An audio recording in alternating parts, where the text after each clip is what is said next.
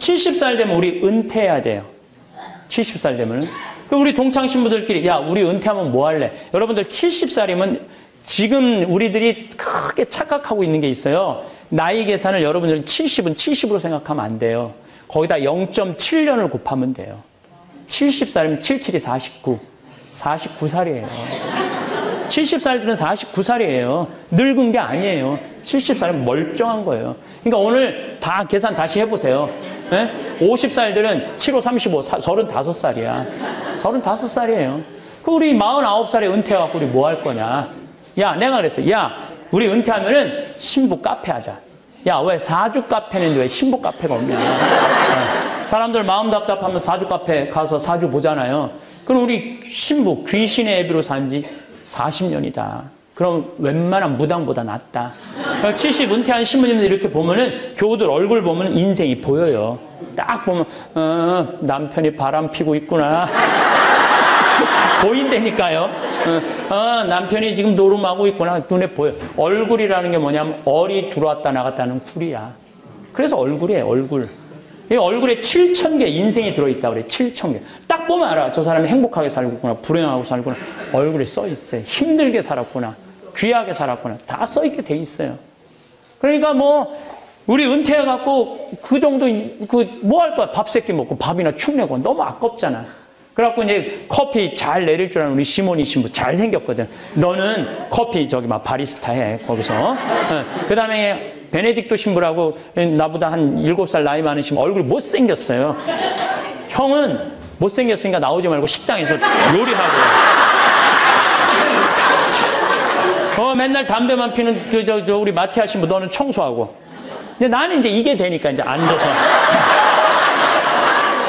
우리 교우들도 상담하고 싶으면은 신부님 본당 신부 바쁘다고 상담도 못 하잖아요. 우리 은퇴하면 시간 많은데 교우들 속 시원하게 얘기도 들어주고 상담도 해주고 얼마나 좋아.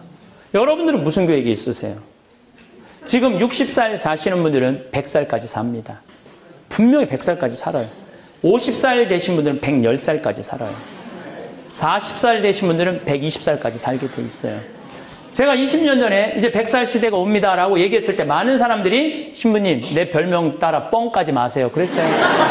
근데 여러분들 요즘 100세 안보장, 100세 연금보장 나와요 안 나와요? 나오죠? 100세 시대 된 거예요. 그런데 올해 LIG에서 뭐가 나왔느냐면 110세 건강 안심보험이 나왔어요. LIG에서 110세 건강 안심보험이 나왔다니까요. 여러분들 보험회사 사람들이 뭐 보험 파는 사람들 말고 보험회사 설계하는 진짜 그 박사들이 괜히 110세 상품 내놨겠어요? 60년 후에는 암 정복된다고 보는 거예요. 60년 후에는 당뇨 잡을 수 있다고 보는 거예요. 60년 후에 혈압 잡을 수 있다고 보는 거예요. 노화, 방지, 세포 다 찾아낸다고 보는 거예요. 그럼 110세까지 간다는 거예요, 이제는. 지금 20살들 계산이 안 돼. 이 사람들은 계산이 안 돼. 근데 이렇게 오래 살 줄 모르고 있는 돈 없는 돈 자식한테 다 줘버려. 우리나라가 사교육비가 미국보다 3배가 높아요. 사교육비가 미국보다 3배가 높은데 노인들 그 OECD 국가 중에 35개 OECD 국가가 있는데 그중에 노인 최저 가장 가난한 나라가 우리나라예요. 자식한테 돈 다 줘버리고 자기는 늙어서 정작 늙은 시간이 짧으면 짧을수록 고통이 덜한데 죽어요 안 죽어요? 안 죽는 거예요. 60살에서부터 100살까지 40년 50년을 돈 없이 살라고 그러니까 너무 세는 게 교육. 나는 이 연금 문제도요. 지금 이게 보통 심각하면 20년 부모는 연금 나오잖아요. 옛날엔 문제가 없었어. 65세 뭐 60세에 나가갖고 70에 죽었으니까 연금 한 10년 주면은 오히려 남았어. 근데 20년 붓고 이제는 110살까지 산다고 생각을 해보세요. 20년 붓고 50년 받아먹으면 어떻게 되는 거예요? 이게 지금 이게 보통 문제가 아니에요. 그냥 문제가 아니고 이게 보통 심각한 문제가 아니에요. 이 설계가 지금 대한민국 사람 머릿속에 없어요. 지금 저 젊은 사람들 자식들한테 쏟아넣는 거 보면 그것도 쓸데없는 학원에다 쏟아넣는 거 보면요. 이게 여러분들 3년 전에 우리나라 100살 이상이 몇 명이냐면 1,800명이었어요. 여자 1,700명, 남자 100명. 3년 전에 100살이 1,800명. 올해 내가 통계청에 들어가갖고 자료를 뽑아보니까 100살 이상이 몇 명이냐면 14,000명이에요. 14,000명. 안 죽고 쭉 가는 거. 안 죽고 그대로. 90살 이상은 13만 4천 명. 80에서 90살까지 97만 명. 70에서 80살까지 270만 명. 그래서 65세 이상이 몇 명이냐면 649만 명, 650만 명. 초등학교들이 240만 명인데. 무슨 얘기냐면 초등학교 애 하나에 할머니 셋이에요. 요즘 길에 나가보면 애들은 안 보여요. 맨 할머니 할아버지만 돌아다니고 맨 할머니 할아버지. 또 할머니 넣어서 유모찬 주워갖고 유모차를 끌고 온 놈을 다 돌아다니고.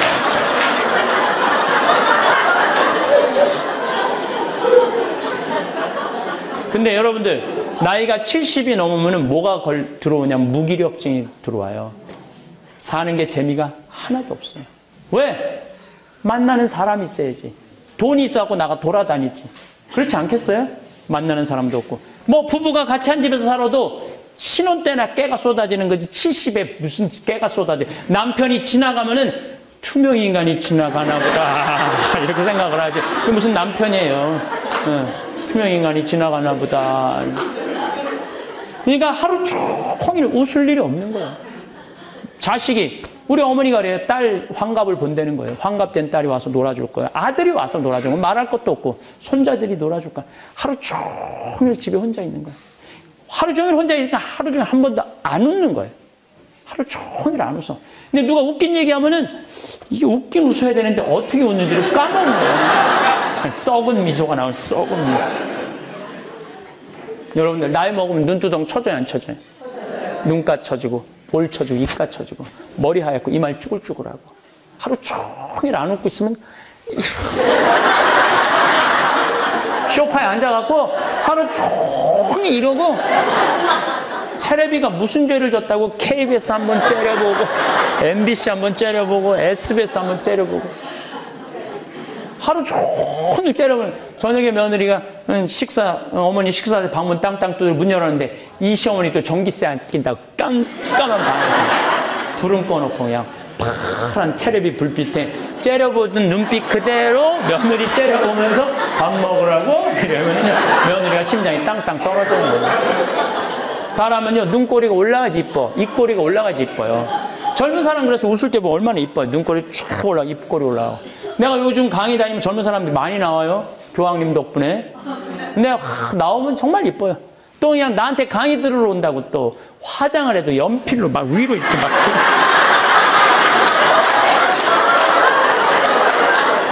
근데 할머니들은 아무리 그려도 이게 떨어져요.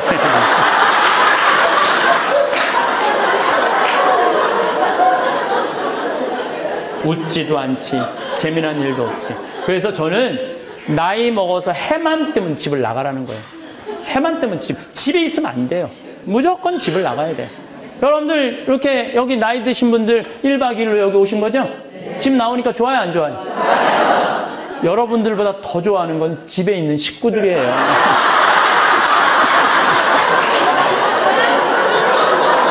그렇게 가끔씩 하루에 한 이틀 정도 사라져 주는 게 예의예요.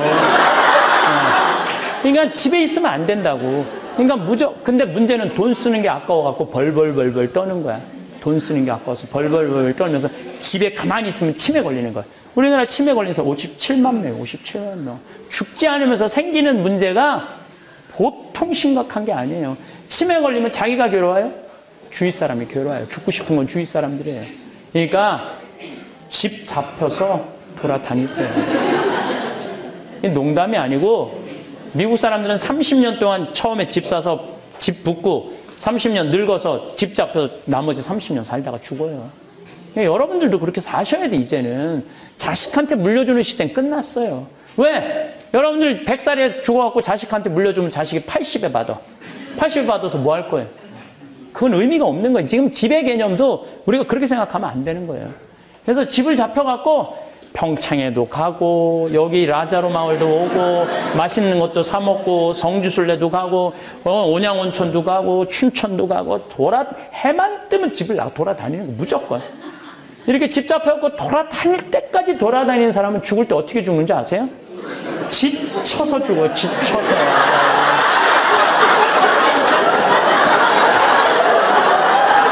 죽을 때 지쳐서 죽어야 돼. 그냥 한 90살에 도저히 힘들어서 더 이상 못 돌아다니겠다. 나 갈랜다. 그리고 죽어야 된다니까요.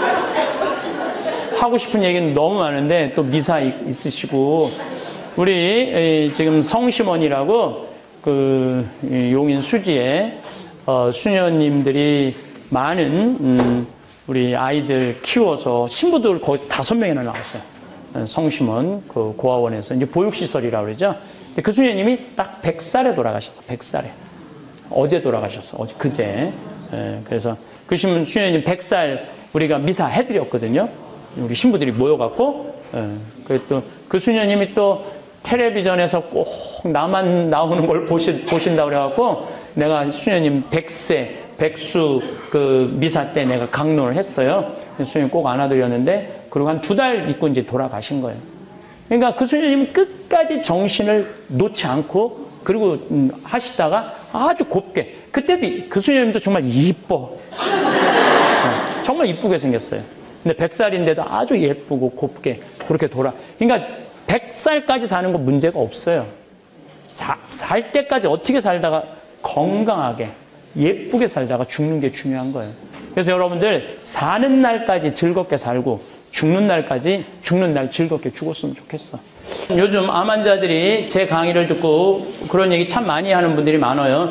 신부님 저 요즘 죽음에 대해서 굉장히 공포스럽게 생각을 했는데 죽음을 조금 편안하게 받아들일 수 있게 해주셔서 너무너무 감사하다고 죽음을 너무 밀어내려고만 그랬는데 어떻게 보면 죽음도 삶의 일부라는 생각 요즘 많이 든다고.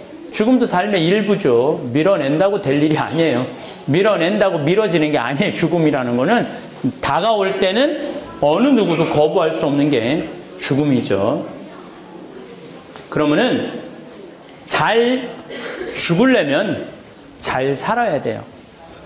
잘 사는 사람이 잘 죽을 수 있어요. 잘 살아야 돼. 잘 살려면은 우리가 이 세상을 계획을 잘 세워야 돼요. 여러분들 100년 전에는 우리가 인생을 계획 세울 필요가 있었을까요? 100년 전에는 인생 계획 세울 필요가 없었어요. 왜? 100년 전 평균 나이가 46세예요. 근데 사실은 제가 늘 46세라고 얘기를 하지만 이거는 임금들이 46세에 살았어요. 모든 임금들 평균 나이가 46세였어요. 그리고 100년 전에는 50살 넘겨서 사는 비율이 20%도 안 됐어요. 50살 넘어서 사는 비율이 20%도 안 됐는데 지금은 50살 넘어 사는 비율이 96%예요. 안 죽어. 이제는 안 죽어. 옛날에는 20살에 결혼하고 시집장가 났다가 40살에 죽을 때 어떻게 했느냐면은 막내는 누구한테 맡기고 죽었느냐면 장남한테 맡기고 죽었어요. 쟤 좀 잘 키우라고. 그러니까 계획 세울 게 뭐가 있어요. 삶의 계획을. 지금은요 100살까지 안 죽기 때문에 삶의 계획이 있어야 돼요. 저는 신학생 때 세미나를 하는데 앞으로 주 5일제가 된다는 거예요. 주 5일제. 토요일날 일요일날 교우들 성당 안 나온다는 거예요. 30년 전에는 주 5일제가 뭐예요? 일요일날 특근했을 때였는데. 그런데 프랑스를 예를 들더라고요. 프랑스가 신자 비율이 97%인데 주 5일제를 실시하고 미사 참여율이 8%로 떨어졌대요. 90%가 성당 안 나오는 거야. 다 놀러 가느냐고. 토요일날, 일요일날. 그럼 여러분들은 신부가 될 때 앞으로 주 5일제가 실시될 텐데 교우들 경치 좋은데 구경 간다고 성당 안 나오면 그들을 어떻게 하느님 앞으로 이끌어 드릴 것이냐? 답을 내놔라. 전 이런 생각을 했어요. 교우들이 토요일날, 일요일날 경치 좋은데 구경 간다고 성당을 안 나와? 그렇다면 나는 나중에 신부가 되면은 성당을 경치 좋은 데다 전화해야 되겠다. 경치 좋은 데다 전놓고 어디로 와라? 클리 와라. 그래서 나는 생태마을을 신학생 때부터 생각을 했었어요. 그래갖고 난 신부가 되자마자 땅 보러 다녔어요. 황당했죠. 감히 내가 주머니에 돈 한 푼도 없는데 막 30억짜리, 50억짜리 우리 조신부님 계신 용문도 가보고 가천도 가보고 무슨 가평 뭐 안 가본 데가 없어요. 그 부동산 업자가 신부님 돈이 어디서 나서 이렇게 이 땅을 이렇게 큰 데를 보러 다녀. 나 돈 한 푼 없다. 단 꿈이 있다. 꿈. 그랬더니 교구청에서 강원도 평창에 15,000평이 있으니 가서 한번 해봐라. 그래서 내가 20년 전부터 꾸미기 시작을 했어요. 30살부터 꾸민 거죠. 그리고 10년 동안 본당 신부 하면서 하니까 너무 커졌어. 10년 전에는 주교님한테 청을 드렸어요. 제가 이제 본당 2개, 신설 본당 2개 성당도 짓고 그랬으니까 저를 평창으로 보내주시면 좋겠다고. 그랬더니 주교님이 허락을 해주셨어요. 그래갖고 내가 평창에 들어와서 사는데, 그런데 어쨌든 내가 꽃을 심어놓고 나무를 심어놓으니까 요즘은 봄만 되면요 반천국이에요. 꽃이 피기 시작하면요 정신이 하나도 없어요. 산수유 피지, 개나리, 진달래, 마로니에, 목련, 벚꽃, 산딸나무, 뭐 이팝꽃, 조팝꽃 뭐 이런 거 피면은 얼마나 아름다운지 몰라요. 그리고 내가 사는 데가 325m예요. 325m이기 때문에 남산이 278m예요. 남산보다 높은 거 50m 높이 있는 거예요. 그러니까 밤하늘에 내가 이렇게 강의 끝나고 밤 12시 집에 들어가면요 은하수가 뭐 매일 펼쳐져 있는 건 말할 것도 없고, 산이 가까우니까, 하늘이 가까우니까 별똥별 떨어질 때 꼬리 타는 소리가 들려요. 떨어질 때 막 따다다다다 이러면서 별똥별이 떨어져요. 이 사람들이 웃는데 정말 그래요. 별똥별이 하루에 2만 개가 떨어져. 2만 개가 떨어지는데 우리가 못 보는 거죠. 여러분들 이 지구라는 별이요 너무 신비해요. 지구라는 별이 참 신비해요. 그렇게 훌쩍 내 나이가 50살이 됐어요. 그러니까 내 젊음을 평창에다가 생태마을로 다 불살던 거예요. 그랬더니 4년 전에 주교님이 교구청에 들어오라고 해서 들어갔더니, 황 신부님, 강원도 평창 생태마을 15,000평 꾸민 경험을 가지고 여주의 땅이 15만 8천 평이 있다는 거예요. 그걸 제2 생태마을로 꾸미라는 거예요. 그래서 내가 이제 여주 군청에 들어가고 허가를 받아보니까 19번 신청을 넣었는데 19번 다 허가가 캔슬이 됐어. 퇴짜를 맞은 거야. 그래갖고 담당 공무원한테 물어봤죠. 이거 어떻게 된 거냐? 왜 허가가 안 나오냐? 자기네들은 죽었다 깨어나도 허가를 할 수가 없대. 왜 그러냐? 그러니까 여기는 팔당 그 한강 수질 대책 지구이기 때문에 절대 그렇게 큰 건물을 허가를 해줄 수가 없다는 거예요. 그럼 어떻게 하면 허가를 취할 수 있냐니까 일단은 국회에 가서 해결을 해야 된다는 거예요. 우리 전재희 그 국회의원님도 계셨지만은 해야 된다는 거예요. 그래서 쫓아갔죠, 여의도에. 여의도에 쫓아 올라가갖고 그 이제 우리 지역구 국회의원을 만났어요. 예. 그래서 그 얘기를 듣더니 심히 거기는 안 되는 데입니다. 그러더라고. 내가 안 되니까 여기 왔지. 왜 되는 거 왜 왔겠냐. 안 되니까 왔지. 되니까 왜 왔겠냐. 나 요즘 뭐 건물 뭐 전부 다 먹고 노는 것만 하는데 나는 여기에 국민들이 쉴 수 있는 정신적인 휴양 공간을 하고 싶다. 평창에만 해도 5만 명이 오는데 여기는 10만 명이 온다. 프랑스의 떼제라는 곳은 일주일에 3,000명씩 온다. 그래서 사람들이 거기서 정신적인 리트리트가 된다. 예? 레크레이션이 된다. 우리는 그런 공간이 너무 없다. 거기 아주 교통 요지도 좋은데 해줬으면 좋겠다. 제가 이렇게 얘기를 했어요.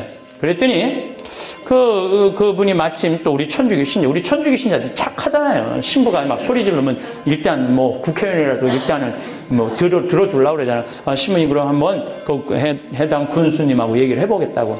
일주일에 연락이 왔어요. 아, 신부님 우리들이 거기에 후원해주기로 적극 지지해주기로 지원해주기로 결정을 했다는 거예요.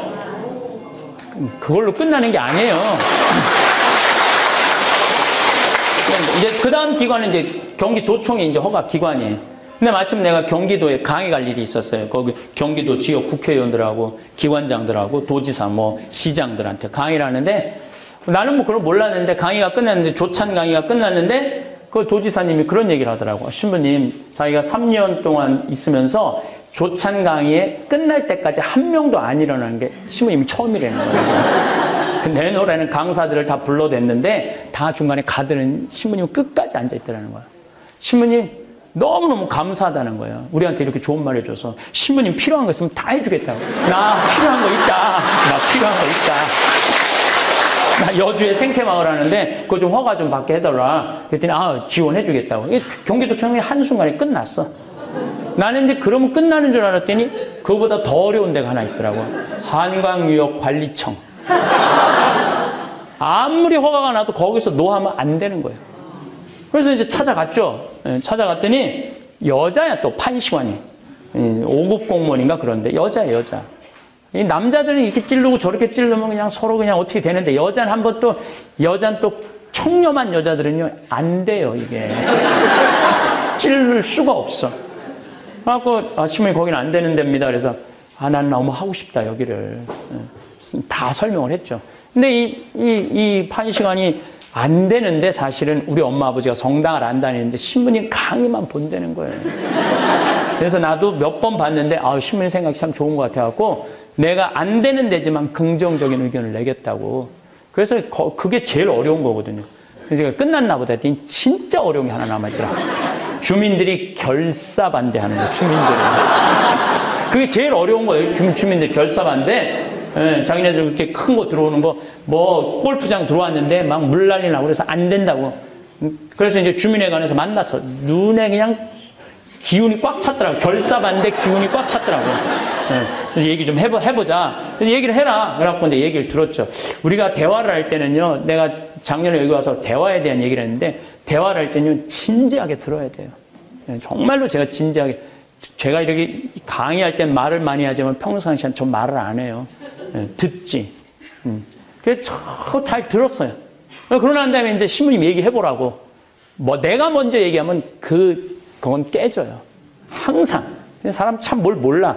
필요한 게 무엇이냐고. 먼저 얘기를 듣고 난 다음에 그 다음에 얘기를 해야지 이게 타협이 되지. 내가 이렇게 하겠다. 그럼 끝나는 거예요.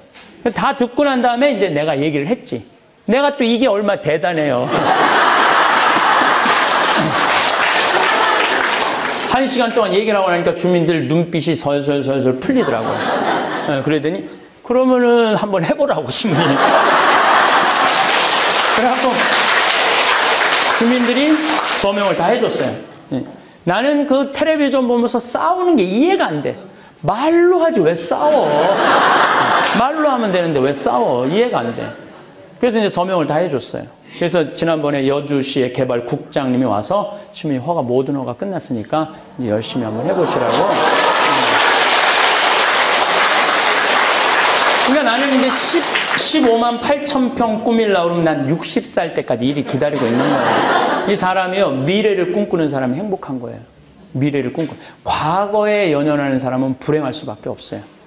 그때 내가 이 인간을 만나지 말았어야 되는데 이런 거 다 불행한 거예요. 그때 삼성전자 3만 원 할 때 삼성전자 주식을 샀어야 되는데 내가 아주대학 환경공학과 대학원 다녔거든요. 근데 그 참 재미난 얘기가 떠돌아요. 그 한 30년 전에 그 아주대학 앞에 벌판이었어. 그 아주대학 그 유신고등학교 앞에. 근데 그 공부 못하는 그 유신고등학교 선생님들이 공부 맨날 못하고 학비만 하는 애들한테 그랬대요. 야, 니네들 쓸데없이 학비 내지 말고 그때 거기 아주대학 앞에 한 평에 100원 했대요. 저 땅이나 사두라고, 땅이나. 이 돌대가리들아. 돈 버리지 말고 시간 버리지 말고 땅 사두라고 맨날 그랬대요. 그런데 그 졸업생들이 지금 하는 얘기가 지금 그게 한 평에 100원 아니면 3천만 원. 3천만 원을. 그때 이 돌대가리들이 지금 한다는 소리가 그때 담임 선생님 말을 들을 걸. 이거 다 소용없어요. 그때 사도 써야 되는 거예요. 과거에 매달리는 사람은요, 불행할 수밖에 없어요. 미래를 꿈꾸는 사람이 행복한 거예요. 난 60살까지 일이 기다리고 있으니 얼마나 행복해요. 우리 생태마을은 정말 짱짱한데요. 올해도 매출액이 한 40억 정도 되니까 뭐 웬만한 본당보다 낫죠. 청국장가루를 청가마를 파는데 뭐 말할 것도 없지. 청국장 청가마면요 20억 원어치, 20억 원어치. 그러니까 이 청국장이 보통 대단한 게 아니죠. 그 김장 뭐 또 엄청 팔지. 된장, 간장, 고추장, 뭐 피정 많이 오지. 뭐 우리는 너무너무 좋은데. 근데 작년에 제가 아프리카 잠비아를 갔다 왔어요. 잠비아를 갔는데 무프리나라는 지역을 갔는데 인구가 15,000명인데 에이즈 환자가 1,600명이야. 15, 16살 걸린 애들이 다 에이즈야. 젊은 애들이 다 에이즈에 걸려 있는 거야. 그 더 이상은 살지도 못하고. 에이즈가 걸려갖고 그냥 병원에 오는데 우리나라 수녀님들이 가서 하는데 얘네들 약도 먹이고 내가 우리 의사 선생님들 모시고 갖고 이도 좀 빼주고 또 그 에이즈 걸린 엄마들이 죽으니까 고아 애들이 많은 거야. 보육시설에 애들이 에이즈가 걸려서 나오는 거야. 얘네들이 5kg가 넘어야지 약을 먹는데 5kg가 안 되는 애들이 너무 많은 거야. 그 분유를 먹이면 일주일만 먹이면 5kg가 금방 돼요. 3kg짜리가. 신기하게. 그래서 이제 거기 분유도 갖다 주고 또 학교를 못 다니는 애들 한 700명 돼요. 수녀님들이 얘네들을 모아서 학교를 운영하는데 돈이 없으니까 책값 12명이 책 한 권을 가지고 공부를 하는 거예요. 여러분들 공부가 돼요? 12명이 앉아고 책 한 권? 그러니까 3부제 수업을 하는 거야. 4명이 앉아서 하나 보려고. 그래서 책 다 사갖고 둘이 하나 볼 수 있도록 해주고. 이렇게 다 해줬는데 이제 이 자카란다는 농장을 갔는데 농장이 80만 평이야. 근데 수녀님이 2만 평밖에 못 꾸미는 거예요. 80만 평, 2만 평밖에. 그래서 수녀님한테 내가 수녀님 이거 80만 평 다 하면은 학교, 병원, 보육시설 운영 잘할 텐데 왜 2만 평밖에 못 꾸미느냐? 그랬더니 수녀님이 핸드는 소리가 시면 우린 포크레인도 없고 트랙터도 없고 경운기도 없어요. 여러분들 맨손으로 농사 지면은요 한 사람이 1000평 이상 못 져요. 서울 사람들이 괜히 뭐 4,000평 땅 사. 우리 생태학교에 내가 학생들 운영할 때 왜 학교에 입학했냐? 땅이 4,000평인데 농사 지려고 왔대. 그래서 이제 한 달 이제 3월달 씨 내고 거름 주면은 한 달 후에 내가 물어봐요. 얼마 정도 할 수 있느냐고 한 달 해보니까 한 1,000평 정도 할 수 있을 것 같아. 3,000평이 날라가 버려. 한 달 일을 해보고 여름 지나고 6월달에 내가 물어봐요. 얼마 정도 할 수 있느냐니까 한 10평 정도 할 수 있다. 사람이 농사 짓는 게 굉장히 힘들거든요. 포크레인 트랙터 경운기 없으니까 2만 평밖에 못 하는 거야. 얼마면 되겠냐? 그러니까 2억이면 되겠대. 걱정하지 말아라. 내가 2억 한국에 가서 만들어서 보내주겠다. 내가 또 뻥이 또 엄청 세거든. 내가 신학교 다닐 때 별명이 황뻥이었어. 황뻥. 근데 한국에 돌아와갖고 내가 강의 때 몇 번 얘기했어요. 여러분들 어려운 이웃 도와주는 거 내가 10,000원, 20,000원 도와주는 거 갖고 어려운 이웃 도와줬다고 말하지 말아라. 적어도 내 재산이 5억이라면 5천은 도와야 된다. 내 재산의 10분의 1은 내 거 아니다. 그건 하느님 건데 하느님이 못 받아먹고 가난한 이웃이 받아먹는 거다. 근데 나는 5천만 원 필요 없다. 그저 1,000만 원씩 20명만 나를 도와주면은 내가 정말 아프리카에서 멋있는 일을 할 수 있을 것 같다. 이렇게 얘기를 했더니 절에 다니는 분들, 교회, 이건 정말 거짓말이 아니야. 절에 다니는 분, 교회 다니는 분들이 제일 먼저 돈을 보내준 거예요. 그 다음에 이제 성당 다니는 분들이 돈을 보내는 거예요. 성당 다니는. 3개월 만에 2억이 들어왔어요. 3개월 만에. 난 너무 놀랐어요. 우리나라 사람들이 이렇게 손이 큰지 너무 놀랐어요. 3개월 만에 2억이 들어왔어요. 근데 내가 2억 들어온지 모르고 계속 전화를 하는 거. 돈 보내주겠다고. 그래서 내가 전화 받아갖고 이제 2억이 들어왔으니까 그만 보내셔도 된다고 이렇게 말을 할 수가 있어야지 돈을 보내준다는데. 계속 받았지. 계속 받았더니 어제 이제 전주에 갔는데도 누가 1,000만 원을 또 줬어. 그러니까 어제까지 해서 7억이 딱 들어왔어. 7억 어제까지 해서. 저는 그 7억을 받아보니까 아 인간이 이래서 간사하구나. 생각이 바뀌더라고요. 그래서 난 복지시설을 운영하는 사람들 그 돈 떼어먹는 사람들이 이해가 되더라니까요. 아, 이래서 떼어먹는구나 얘네들이. 그래서 어쨌든 포크레인 트랙터 경운기 사주기로 했으니 나갔어요. 근데 나는 공투를 사주려고 나갔어요. 그리고 내가 제일 잘하는 포크레인이 공투예요. 저는 포크레인 잘하거든요. 근데 큰 건 자기가 내가 가서 하려고 마음을 먹었었으니까. 근데 수현님 말을 바꾸는 거 공투 갖고는 안 된다는 거예요. 왜? 그랬더니 그 80만 평의 개미들이 집을 짓는데 그걸 개미산이라고 그래요. 근데 개미가 100년 동안 집을 짓는 거야. 집을 지으면 이 제대보다 훨씬 크게 져요. 얼마나 단단하냐면 얘네들이 집을 얼마나 단단하게 짓느냐면 장정 둘이서 곡괭이로 한 달을 뽀개도 못 뽀개. 집 하나를. 근데 그게 2,000개가 있는 거야. 그냥 포크레인으로 바가지를 박으면 포크레인이 넘어진다 이거야. 그러니까 A10을 사달라는 거야. 1m 20짜리. 공투는 7,000만 원인데 A10은 2억 8,700이거든요. 돈 좀 떼어먹으려고 그랬더니 떼어먹을 돈이 없어지네. 그래도 어떻게 해? A10을 샀어요. 트랙터 6,000만 원짜리. 예. 큰 바퀴. 우리 생태마을은 4,000만 원짜리인데 아프리카는 6,000만 원짜리 샀어요. 그 다음에 이제 경운기 2대 사서 작년 11월 달에 인천에 가서 택배로 붙였어요. 요즘 참 세월 좋아요. 포크레인도 택배로 붙이면 가요. 근데 문제는 택배비가 4,700만 원이야. 택배비가. 다 붙였어요. 근데 여러분들 포크레인하고 트랙터만 가면 걔네들이 일해요. 기술자 따라가야죠. 기술자 둘도 포크레인 붙일 때 택배로 같이 붙였어. 가서 일하고 와라고. 근데 기술자 둘 한 달 월급 800만 원이거든요. 1년 쓰니까 1억이 또 날아간 거예요. 점점 떼어먹을 돈이 줄어드네. 그런데 뭐 포크레인하고 트랙터만 가면 돼요. 기름값도 대줘야지. 기름값도 1억 날라갔죠.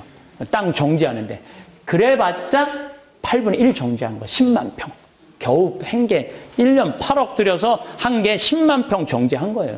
근데 수녀님이 사진을 찍을 수가 없다는 거. 10만 평이 너무 넓어갖고 한 컷에 안 들어온다는 거예요. 그래갖고 여러 칸 나눠서 찍어 보냈더라고, 나한테. 어쨌거나 하여튼 내가 이렇게 도와주니까 수녀님이 용기를 또 한번 내더라고. 신부님, 귀향이면은 우리가 닭을 파는데 냉동고가 없다는 거예요. 요즘 이제 11월에 45도까지 올라가거든, 잠비아는. 냉동고가 없으니까 1시간 이상 거리를 판매를 못 하는 거야. 3시간, 4시간. 잠비아가 넓으니까. 그러니까 귀향이면 냉동고를 좀 대주시면 안 되겠느냐. 얼마냐니까 2,200만 원이에요. 돈도 아니지 1억씩 날아가는 판에 2,200만 원 무슨 돈이야. 걱정하지 마라. 보내주겠다. 그래서 냉동고 2대를 보내줬어요. 그랬더니 수녀님이 너무 신난다는 거야. 한 마리도 못 팔던 닭을 한 달에 1,200마리씩 판다는 거야. 너무너무 행복하지 않아요? 그랬더니 수녀님이 또 전화했어. 신부님 문제가 생겼다는 거예요. 아, 또 무슨 문제가 생겼냐 하니까 닭을 너무 많이 팔다 보니까 닭장이 모자라요. 닭장. 닭장 줘달래, 닭장. 얼마냐? 그러니까 1억이래. 알았다. 내 닭장 줘주겠다. 그래서 이제 작년에 이제 공구리, 뭐 벽돌, 기계까지 싹 보내서 이번 여름에 대학생 아이들 20명 자원봉사자 데리고 가서 밥 해주는 봉사인 자매님도 좀 와 있는데, 예, 아줌마 셋 밥 해주는 아줌마 봉사 지원하는 분들 다 모시고 와서 이번에 져주고 왔어요. 져주고 왔는데 그래도 최종 기술자는 있어야 돼. 대학생만 가지고 못 짓잖아요. 우리 생태마을 집 져주는 이 실험, 난 이 산적같이 생긴 사장한테 내가 당신 한 달 월급 줄 테니까 나하고 가서 집 짓고 오자. 그랬더니 이 친구가 성당도 안 다니는 친구 한다는 소리가, 신부님 무슨 말을 그렇게 하느냐고. 나도 아프리카에 굶는 사람 있으면 내 기준 그냥 봉헌하겠다고. 성당도 안 다니는 사람이 봉헌이 뭔지 알면 봉헌하겠다고. 그러니까 마태복음 7장 21절에 나더러 주님 주님 한다고 다 하늘나라 가는 게 아니다. 내 말을 실천하는 사람이라야 하늘나라 간다는 그 김 사장 말이 보고 내가 그런 생각이 들어요. 이면을 져주고 왔어요. 그랬더니 수녀님이 신부님 도대체 우리한테 왜 이러느냐고. 나 그 수녀님도 본 적이 없거든요. 근데 작년에 가서 봐서 내가 너무 놀랐어요. 왜? 수녀님 10명이 16년 동안 아프리카에서 그들을 위해서 일을 하고 있었던 거예요. 16년 동안. 그러니까 이게 수녀님 10명이 일하는 게 아니라 예수님 10명이 일을 하고 있는 거예요. 근데 수녀님 한 분은 38살 먹은 나탈리아라는 수녀는 가자마자 말라리아에 걸려서 죽은 거야. 그러고 또 한국에도 모시고 오지 못하고 아프리카 묻어놨더라고. 내가 묘에 참배를 갔는데 사진이 있는데 참 예쁘게 생겼더라고요. 참 아깝더라고. 38인데. 신부님 도대체 우리한테 왜 이러느냐고. 내가 이 수녀님들을 도와주지 않으면 나중에 정말로 진짜 예수님한테 혼나겠다는 생각이 내가 들더라고요. 신부님 내가. 그래서 수녀님 무슨 말을 이렇게 섭섭하게 하느냐고. 같은 업종에서 일을 하면서 무슨 말을 이렇게 섭섭하게 하느냐고. 수녀님도 하느님이라고 나도 하느님 일하는데 내가 수녀님 도와주는 거 당연하다고. 걱정하지 말라고. 그랬더니 수녀님 또 전화를 한 거야. 아, 신부님 추장이 만나잔다는 거예요. 추장이 왜 만나자니까 그 추장이 땅이 6억 평이 있대. 6억 평. 수녀님 좋은 일 한다고 땅을 500헥타르를 준다는 거. 150만 평. 신부님 어떻게 할까요? 수녀님 그 일단 받아주라고. 그랬더니 그 창설자 수녀님 날 찾아왔어요. 독일 수녀님인데 신부님 귀향 시작을 했으니 마감까지 해달라고. 근데 해주겠다고 그랬어요. 그러니까 그 80만 평 완성하려면 나는 70살까지 일이 기다리는 거예요. 나는 지금 1년에 2번 아프리카를 가요. 잠비아를 가서 지금 농장을 꾸며줘. 이번 11월 달에 이제 처음으로 10만 평에다가 옥수수를 파종을 이제 처음으로 하는 거예요. 농장 꼴이 나오는 거죠. 너무 그 생각만 하면 기분이 좋아요. 오죽하면 꿈을 다 꿨겠어요. 벌써 자랐어, 보리가. 아직 뿌리지도 않았는데 꿈에 벌써 자랐어. 미래를 꿈꾸는 사람 행복해요. 여러분들 내가 도와줄 때 여러분들 요즘 먹고 살기 힘들죠? 예, 힘드니까 무리는 하지 말고 좀 땅 있는 분들, 집 한 2채 있는 분들 파세요. 저는 제가 이렇게 요즘 저는 제 CD 판 거를 아예 잠비아에 다 묶어버렸어요. 그래서 책 CD 판 거를 지금 잠비아에 보는 게 한 5천만 원 정도 돼요. 제 개인적인 봉헌이 5천만 원 정도 되는데 전 너무 행복해요. 그 잠비아를 생각하면 기분이 너무 좋아요. 그래서 이번에 이제 책 한 권을 또 낼 건데 그건 아예 거기다 묶어버릴까 지금 생각 중이에요.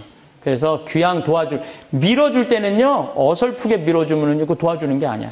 그래서 지금까지 거기 들어간 돈이 한 8억 되는데 30억까지는 거기다 쏟아 넣어야지 농장 꼴이 갖춰질 것 같아요. 근데 전 기뻐요. 아, 죽을 때 내가 그 잠비아 생각하면서 웃으면서 죽을 수 있을 것 같아갖고. 이제 몇 년만 더 하면 돼. 여기 있는 분들 한 47분이니까 조금 있으면 다 죽어요. 이번 몇 년만 하면 이게 하늘나라에 보아 쌓는 일이니까 슬기로운 처녀처럼. 세월이 흘러 머리에 흰 눈이 내리고 손등에 세월의 흔적이 새겨지는 이 시간이 되어서야 비로소 우리는 진정한 삶의 의미를 깨닫게 됩니다. 젊은 날에는 보이지 않았던 것들이 이제는 선명하게 보이고 들리지 않았던 소리들이 이제는 귀에 또렷하게 들려옵니다. 마치 안개가 걷힌 후 펼쳐지는 아름다운 풍경처럼 오랜 세월을 살아오며 쌓인 경험과 깨달음이 우리 앞에 펼쳐지는 것입니다. 돌이켜보면 젊은 시절의 우리는 참 바빴습니다. 무언가를 이루어야 한다는 조급함에 쫓겨 앞만 보고 달려왔습니다. 더 높은 곳으로, 더 빠르게, 더 많이 가져야 한다는 생각에 사로잡혀 정작 발밑의 꽃들을 보지 못했습니다. 아침 햇살이 창문으로 스며드는 순간의 아름다움도, 가족이 함께 둘러앉아 나누는 저녁 식사의 따뜻함도, 친구와 나누는 진솔한 대화의 소중함도 그때는 당연한 것으로 여겼습니다. 하지만 이제는 다릅니다. 긴 인생의 여정을 걸어오면서 우리는 진짜 소중한 것이 무엇인지를 알게 되었습니다. 그것은 화려한 성공이나 남들이 부러워하는 지위가 아니었습니다. 오히려 평범해 보이는 일상 속에서 찾을 수 있는 작은 행복들이었습니다. 손자의 제잘거리는 목소리, 오랜 친구와 나누는 한 잔의 여유, 건강한 몸으로 맞이하는 새로운 아침의 고마움이었습니다. 이런 깨달음이 오는 것은 우연이 아닙니다. 수많은 희로애락을 겪으며 우리의 마음이 단련되었기 때문입니다. 기쁨의 순간들을 통해서는 감사하는 마음을, 슬픔의 시간들을 통해서는 위로하는 마음을, 분노의 경험들을 통해서는 용서하는 마음을, 두려움의 순간들을 통해서는 용기를 내는 마음을 배웠습니다. 젊은 시절에는 이해할 수 없었던 부모님의 말씀들이 이제는 가슴 깊이 와 닿는 것도 바로 이런 경험들이 쌓였기 때문입니다. 특히 어려운 시기를 견뎌낸 경험은 우리에게 특별한 힘을 주었습니다. 병으로 고생했던 시간, 사랑하는 사람을 떠나보내야 했던 아픔, 경제적으로 어려웠던 날들, 자녀들 때문에 걱정이 많았던 순간들, 그때는 견디기 힘들었지만 지나고 보니 그 모든 경험들이 우리를 더욱 깊이 있는 사람으로 만들어 주었습니다.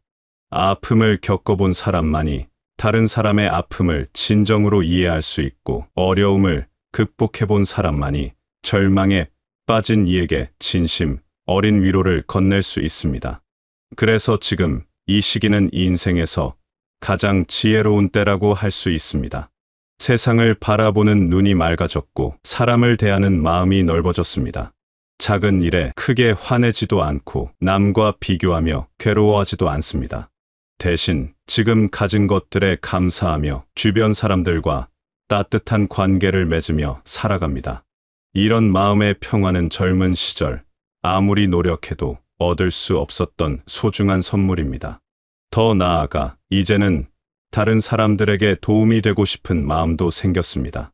젊은 세대들이 우리가 겪었던 시행착오를 되풀이하지 않기를 바라는 마음, 힘들어하는 이웃에게 작은 도움이라도 주고 싶은 마음, 가족들에게 따뜻한 사랑을 전하고 싶은 마음이 더욱 간절해졌습니다. 이런 마음이야말로 오랜 세월을 살아오며 얻은 가장 아름다운 열매가 아닐까요? 물론 나이가 들면서 생기는 어려움들도 있습니다. 몸이 예전 같지 않고 기억력도 조금씩 떨어지고 새로운 것을 배우기도 쉽지 않습니다. 하지만 이런 변화들마저도 우리에게는 소중한 가르침을 줍니다. 완벽하지 않아도 괜찮다는 것, 느려도 괜찮다는 것, 모든 것을 다 알 필요는 없다는 것을 배우게 됩니다. 이런 깨달음은 젊은 시절의 조급함과 완벽주의에서 벗어나 더욱 여유롭고 자연스러운 삶을 살 수 있게 해줍니다. 결국 지금 이 시기는 인생의 완숙기라고 할 수 있습니다. 포도가 오랜 시간을 거쳐 단맛을 내듯이 우리의 삶도 긴 세월을 거치며 깊고 진한 맛을 내게 되었습니다. 이제는 남들의 시선을 의식하며 살 필요도 없고 무언가를 증명하려고 애쓸 필요도 없습니다. 그저 있는 그대로의 자신을 사랑하며 주어진 하루하루를 소중히 여기며 살아가면 됩니다. 이런 마음의 자유로움과 평안함이야말로 오랜 인생 경험이 주는 가장 값진 선물이 아닐까요? 그렇다면 이제 우리가 진정으로 소중하게 여기게 된 것들은 무엇일까요? 젊은 시절 우리는 성공이라는 이름으로 많은 것들을 쫓았습니다. 더 집, 더 비싼 차, 더 높은 지위, 더 많은 돈. 그때는 이런 것들이 행복을 가져다 줄 것이라고 믿었습니다. 남들보다 앞서 나가야 한다는 생각에 밤잠을 설쳐가며 일했고 가족과 함께할 시간도 뒤로 미루며 달려왔습니다. 하지만 세월이 흐르고 나니 깨닫게 되었습니다. 그토록 애써 모은 재산도 그토록 열심히 쌓아올린 명예도 정작 진정한 행복을 주지는 못한다는 것을 말입니다. 물론 경제적인 여유는 분명 필요합니다. 걱정 없이 살 수 있을 만큼의 돈이 있어야 마음도 편하고 가족들에게도 부담을 주지 않을 수 있습니다. 하지만 그 이상의 부와 명예는 오히려 우리를 더 바쁘게 만들고 더 많은 걱정을 안겨주기도 했습니다. 대신 우리가 발견한 진짜 보물은 사람과의 관계였습니다. 아침에 눈을 뜨면 옆에서 잠들어 있는 배우자의 고른 숨소리, 전화기 너머로 들려오는 자녀들의 안부 인사, 오랜만에 만난 친구와 나누는 허심탄회한 대화. 이런 것들이야말로 돈으로는 살 수 없는 진정한 재산이었습니다. 혼자서는 아무리 많은 것을 가져도 외롭고 허전하지만 사랑하는 사람들과 함께라면 작은 것 하나도 큰 기쁨이 됩니다. 특히 손자, 손녀들과 보내는 시간은 그 어떤 즐거움과도 바꿀 수 없는 소중한 순간들입니다. 아이들의 천진난만한 웃음소리, 할머니, 할아버지를 향한 순수한 사랑, 함께 놀면서 보여주는 깜찍한 모습들, 이런 것들을 보고 있으면 저절로 미소가 지어지고 가슴이 따뜻해집니다. 젊은 시절 바쁘다는 핑계로 놓쳤던 자녀들과의 시간에 대한 아쉬움도 손자, 손녀들과 함께하는 이 소중한 시간들로 어느 정도 달래집니다. 또한 이웃과의 정도 예전보다 훨씬 소중하게 느껴집니다.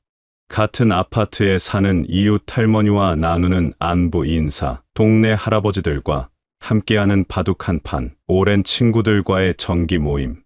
이런 소소한 만남들이 일상에 활력을 주고 외로움을 달래줍니다. 젊을 때는 너무 바빠서 이웃과 인사도 제대로 나누지 못했는데 이제는 서로의 안부를 챙기고 어려움이 있을 때 도움을 주고받는 따뜻한 관계를 맺고 있습니다. 그리고 무엇보다 평범한 일상 속에서 찾는 작은 행복들이 얼마나 소중한지를 깨닫게 되었습니다. 아침에 일어나 창문을 열고 맞이하는 신선한 공기, 정성스럽게 준비한 아침 식사를 가족과 함께 나누는 시간, 산책하며 바라보는 계절의 변화, 좋아하는 책을 읽으며 보내는 여유로운 오후. 이런 평범해 보이는 순간들이야말로 진정한 행복의 원천이었습니다. 젊은 시절에는 이런 것들을 당연하게 여겼습니다. 건강한 몸, 따뜻한 가정, 평화로운 일상이 얼마나 소중한 것인지 몰랐습니다. 하지만 이제는 매일 아침 눈을 뜰 수 있다는 것만으로도 감사하고 사랑하는 가족들이 모두 건강하다는 소식을 들을 때마다 마음이 벅차오릅니다. 이런 감사하는 마음이야말로 진정한 부자가 되는 비결이 아닐까요? 또한 자연과 함께하는 시간의 소중함도 새롭게 발견하게 되었습니다. 동네 공원을 거닐며 바라보는 나무들의 푸른 잎사귀, 베란다에서 키우는 작은 화분들, 창밖으로 보이는 하늘의 구름들, 자연의 아름다움 앞에서 느끼는 평안함과 위로는 그 어떤 값비싼 오락거리보다도 마음을 풍요롭게 해줍니다. 젊은 시절에는 바쁘다는 핑계로 자연을 제대로 보지 못했는데 이제는 계절의 변화 하나하나가 모두 소중한 선물처럼 느껴집니다. 이렇게 물질적인 풍요보다는 관계의 풍요로움과 일상의 소소한 행복을 추구하게 되는 것은 나이가 들면서 자연스럽게 생기는 변화입니다. 이제는 남과 비교하며 스트레스 받을 필요도 없고 더 많이 가져야 한다는 압박감에 시달릴 필요도 없습니다. 대신 지금 가진 것들에 감사하며 사랑하는 사람들과 함께 보내는 시간을 더욱 소중히 여기게 되었습니다. 이런 마음의 변화야말로 진정한 성숙함의 표현이고 인생의 후반부가 주는 가장 아름다운 선물이라고 할 수 있습니다. 그런데 이 모든 소중한 것들을 제대로 누리기 위해서는 무엇보다 건강이 뒷받침되어야 한다는 것을 우리는 뼈저리게 느끼고 있습니다. 젊은 시절에는 건강을 공기처럼 당연한 것으로 여겼습니다. 밤늦게까지 일해도 괜찮고 무리해서 술을 마셔도 금세 회복되고 조금 아파도 며칠 지나면 저절로 나았습니다. 그때는 건강이 영원할 것이라고 착각했습니다. 하지만 세월이 흐르면서 우리 몸도 조금씩 변하기 시작했습니다. 처음에는 작은 변화들이었습니다. 계단을 올라갈 때 숨이 조금 차고 무거운 것을 들 때 허리가 조금 아프고 잠을 자도 피로가 완전히 풀리지 않고 그때도 우리는 대수롭지 않게 여겼습니다. 나이가 들면 자연스러운 일이라고 생각했습니다. 그러다가 어느 날 갑자기 큰 병을 얻거나 주변에 가까운 사람이 아파서 고생하는 모습을 보게 되었을 때 비로소 건강의 진정한 가치를 깨닫게 되었습니다. 병원에 누워서 천장만 바라보며 보낸 긴 시간들, 아픈 몸을 이끌고 병원을 오가며 느꼈던 막막함, 가족들이 걱정하는 모습을 보며 느꼈던 이안함. 그런 경험들을 통해 우리는 건강이 얼마나 소중한 것인지를 절실히 느끼게 되었습니다. 특히 아픈 경험을 한 후에는 평범한 하루가 얼마나 감사한 것인지를 새삼 깨닫게 됩니다. 아침에 눈을 떠서 아무 탈 없이 침대에서 일어날 수 있다는 것, 혼자 힘으로 화장실에 갈 수 있다는 것, 맛있게 식사를 할 수 있다는 것, 사랑하는 사람들과 함께 웃으며 대화할 수 있다는 것. 건강할 때는 너무나 당연했던 이런 일상들이 실은 얼마나 소중한 선물인지를 깨닫게 됩니다. 그래서 이제는 건강을 지키기 위해 더욱 신경을 쓰게 됩니다. 규칙적인 운동을 하고 몸에 좋은 음식을 챙겨 먹고 충분한 잠을 자려고 노력합니다. 젊을 때는 건강을 위해 무언가를 한다는 것이 귀찮고 번거로웠는데 이제는 건강을 지키는 모든 행동들이 나 자신과 가족을 위한 사랑의 표현이라고 생각하게 되었습니다. 매일 아침 일찍 일어나서 하는 산책도 이제는 소중한 시간입니다. 동네를 천천히 걸으며 계절의 변화를 느끼고 이웃들과 인사를 나누고 맑은 공기를 마시며 하루를 시작하는 것이 얼마나 행복한 일인지 모릅니다. 젊을 때는 운동을 해야 한다는 의무감 때문에 억지로 했다면 이제는 걸을 수 있다는 것 자체에 감사하며 즐겁게 합니다. 음식을 먹을 때도 예전과는 다른 마음가짐을 갖게 되었습니다. 젊을 때는 맛있는 것만 찾아서 먹고 몸에 좋지 않은 것도 별 생각 없이 먹었습니다. 하지만 이제는 내 몸이 필요로 하는 영양을 생각하며 음식을 선택합니다. 싱겁게 먹고 야채를 많이 먹고 적당한 양을 먹는 것이 처음에는 힘들었지만 이제는 그런 식습관이 몸을 건강하게 만들어준다는 것을 알기 때문에 기꺼이 실천합니다. 또한 정기적인 건강검진도 빼놓지 않습니다. 젊을 때는 몸에 이상이 없으면 병원에 갈 일이 없었는데 이제는 미리미리 건강 상태를 확인하고 문제가 있으면 일찍 발견해서 치유하는 것이 얼마나 중요한지 알게 되었습니다. 검진 결과가 좋게 나오면 마치 좋은 성적표를 받은 것처럼 기쁘고 조금이라도 이상이 있으면 바로 관리하려고 노력합니다. 하지만 건강을 지키려고 노력하는 것이 병에 대한 두려움 때문만은 아닙니다. 건강할 때 할 수 있는 일들이 얼마나 많고 소중한지를 알기 때문입니다. 손자와 함께 공원에서 뛰어놀고 오랜 친구들과 여행을 떠나고 취미 활동을 즐기고 봉사활동에 참여하는 것. 이 모든 일들을 하기 위해서는 건강한 몸과 마음이 필요합니다. 특히 가족들에게 짐이 되지 않으려는 마음도 큽니다. 자녀들이 이미 자신들의 삶으로 바쁜데 부모가 아파서 자녀들을 힘들게 하고 싶지 않습니다. 물론 정말 아플 때는 가족의 도움을 받아야 하지만 최대한 건강을 유지해서 스스로 할 수 있는 일들은 스스로 하며 살고 싶습니다. 이런 마음이야말로 가족을 향한 진정한 사랑의 표현이 아닐까요? 그래서 건강은 단순히 병이 없는 상태가 아니라 하고 싶은 일들을 할 수 있게 해주는 소중한 자산이라고 생각하게 되었습니다. 건강할 때는 세상이 얼마나 아름다운지, 사람들과의 만남이 얼마나 즐거운지, 작은 일상들이 얼마나 소중한지를 더욱 깊이 느낄 수 있습니다. 반대로 아플 때는 이 모든 것들이 멀어져 보이고 무엇을 해도 제대로 즐길 수가 없습니다. 결국 건강이야말로 우리가 가진 모든 소중한 것들을 제대로 누릴 수 있게 해주는 기반이라고 할 수 있습니다. 아무리 많은 재산이 있어도, 아무리 좋은 사람들이 주변에 있어도 건강하지 못하면 그 소중함을 온전히 느낄 수 없습니다. 하지만 건강하기만 하면 비록 가진 것이 많지 않아도 충분히 행복할 수 있습니다. 이런 깨달음이야말로 세월을 살아오며 얻은 가장 값진 지혜 중 하나입니다. 건강의 소중함을 깨달으면서 자연스럽게 우리는 또 다른 중요한 진리를 발견하게 됩니다. 바로 지금 이 순간이야말로 우리가 가진 가장 확실한 현실이라는 것입니다. 젊은 시절에는 늘 미래를 위해 살았습니다. 더 나은 내일을 위해 오늘을 희생하고 언젠가 올 행복한 날들을 꿈꾸며 현재의 소중함을 놓쳤습니다.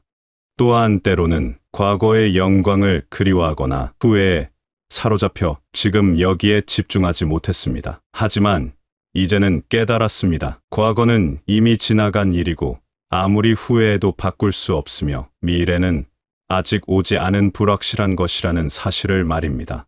우리가 진정으로 살 수 있는 시간은 오직 지금 이 순간뿐입니다.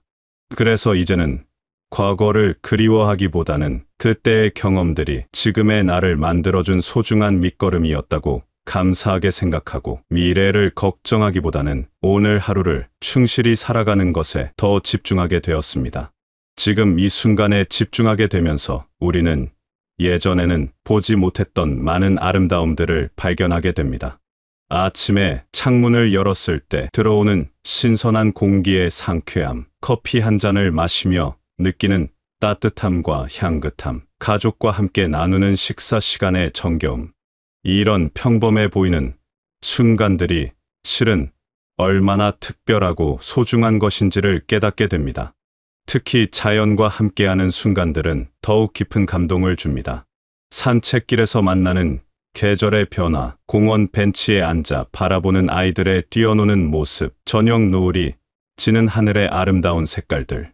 이런 것들을 바라보고 있으면 마음이 저절로 평안해지고 살아있다는 것 자체가 얼마나 감사한 일인지를 느끼게 됩니다. 젊을 때는 바쁘다는 핑계로 이런 자연의 아름다움을 제대로 보지 못했는데 이제는 이런 순간들이야말로 진정한 위로와 힘을 주는 소중한 시간이라는 것을 알게 되었습니다. 또한 사람들과 나누는 소소한 교감의 순간들도 새롭게 발견하게 됩니다. 동네에서 만나는 이웃과 나누는 짧은 인사, 가게 아주머니와 주고받는 따뜻한 말 한마디, 버스에서 자리를 양보받았을 때 느끼는 고마움. 이런 작은 순간들이 하루를 따뜻하게 만들어주고 세상이 아직도 정이 넘치는 곳이라는 것을 느끼게 해줍니다. 가족과 함께하는 평범한 순간들도 이제는 더욱 소중하게 느껴집니다. 배우자와 함께 보는 저녁 뉴스 시간, 자녀들과 나누는 안부 전화, 손자, 손녀들이 보내준 사진을 보며 느끼는 기쁨. 이런 일상적인 순간들이야말로 우리 삶을 풍요롭게 만들어주는 진정한 보물들입니다. 젊을 때는 더 특별한 무언가를 찾으려고 했지만 이제는 이런 평범한 순간들 속에서 진정한 행복을 찾을 수 있다는 것을 깨달았습니다. 현재에 집중하게 되면서 우리는 또한 감사하는 마음을 더 자주 갖게 됩니다. 아침에 눈을 떴을 때 오늘도 새로운 하루를 맞을 수 있어서 감사하다는 마음, 맛있는 식사를 할 수 있을 때 이런 음식을 먹을 수 있어서 감사하다는 마음, 사랑하는 사람들이 건강하다는 소식을 들을 때 우리 가족이 모두 무사해서 감사하다는 마음, 이런 감사의 마음들이 하루하루를 더욱 풍요롭게 만들어줍니다. 이렇게 현재 순간에 집중하며 살아가다 보면 시간에 대한 느낌도 달라집니다. 젊을 때는 시간이 빨리 지나가기를 바라거나 반대로 시간이 너무 빨리 간다고 아쉬워했습니다. 하지만 이제는 시간의 흐름을 자연스럽게 받아들이고 주어진 시간 안에서 최대한 충실하게 살려고 노력합니다. 하루가 길게 느껴지는 것도 좋고 짧게 느껴지는 것도 좋습니다.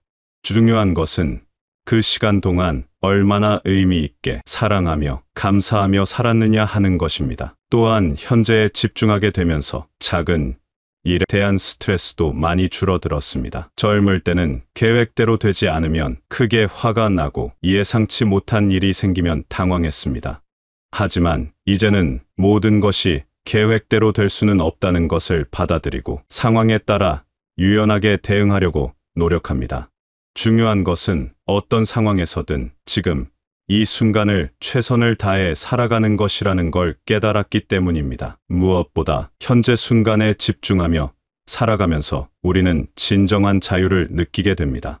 과거의 후회에 얽매이지도 않고 미래의 불안에 떨지도 않으며 오직 지금 이 순간 뇌가 선택할 수 있는 것들에만 집중하는 것입니다.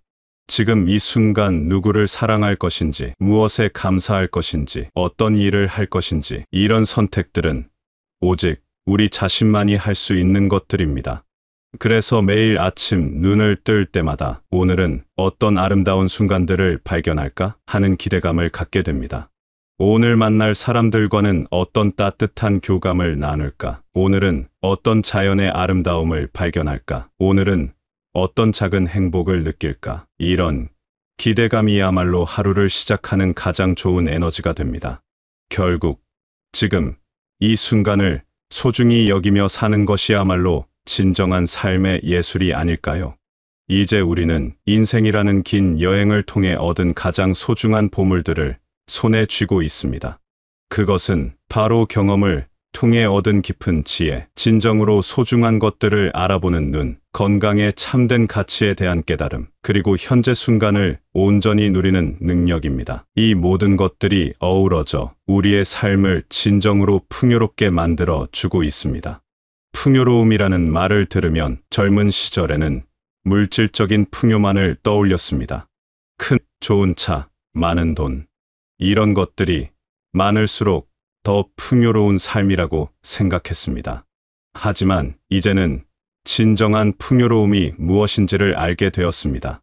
그것은 마음의 풍요로움, 관계의 풍요로움, 경험의 풍요로움입니다. 마음의 풍요로움이란 어떤 상황에서도 감사할 줄 아는 마음, 작은 것에서도 기쁨을 찾을 줄 아는 마음, 다른 사람을 이해하고 용서할 줄 아는 마음을 말합니다. 이런 마음을 가지고 있으면 비록 가진 것이 많지 않아도 충분히 행복할 수 있습니다. 반대로 아무리 많은 것을 가져도 마음이 메말라 있다면 진정한 만족을 느낄 수 없습니다. 관계의 풍요로움은 우리 주변에 있는 소중한 사람들과의 깊고 따뜻한 유대감을 의미합니다. 가족과의 사랑, 친구들과의 우정, 이웃과의 정, 그리고 새롭게 만나는 사람들과의 인연까지, 이런 관계들이 우리 삶을 얼마나 풍성하게 만들어주는지 이제는 확실히 알고 있습니다. 혼자서는 느낄 수 없는 기쁨과 위로를 이런 관계들을 통해 경험할 수 있기 때문입니다.